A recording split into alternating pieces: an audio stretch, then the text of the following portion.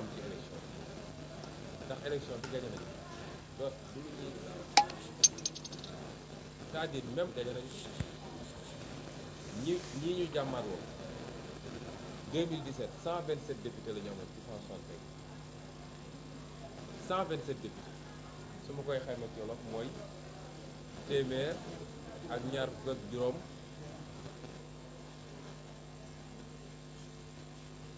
ñaar ci téeméer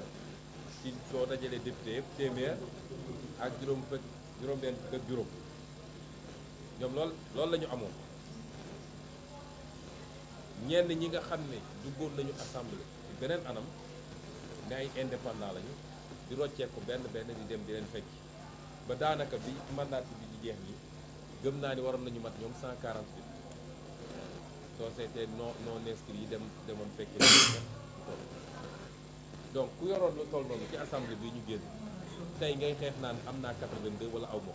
ndax pour am majorité 83 nga war a am kon élection bi ñàkk nañu ko ba noppi ak lu mun ci am kon ñun ñi ngi sant yàlla gërëm askanu Sénégal ndax bi ñuy sumb élection bi kenn jàppaloon nit na demee noonu d'autant que nag li gën a yéeme ci mbir mi mooy équipe B moo leen duma remplaçant moo leen duma ndax ba tey ji Sénégalais yu bëri soo leen ne kan tête de liste bu officiel bi ñu bëri xamuñu ko équipe B moo leen duma kon équipe A bu compétiroon fu ñu jëm loolu moo doy waar ci mbir mi mun ñu ngi dellu sant yàlla bu baax di wax nag ni défaite bi mënoon na gën a garaaw ci ñoom bu dul woon yenn yi nga xam ne am na bokk na ci intercoalition Yewwi Wallu dox na bu baax na waaye defoon na tuuti ñenn ñu ko comprendre ndax soo jëlee fu mel ni Louga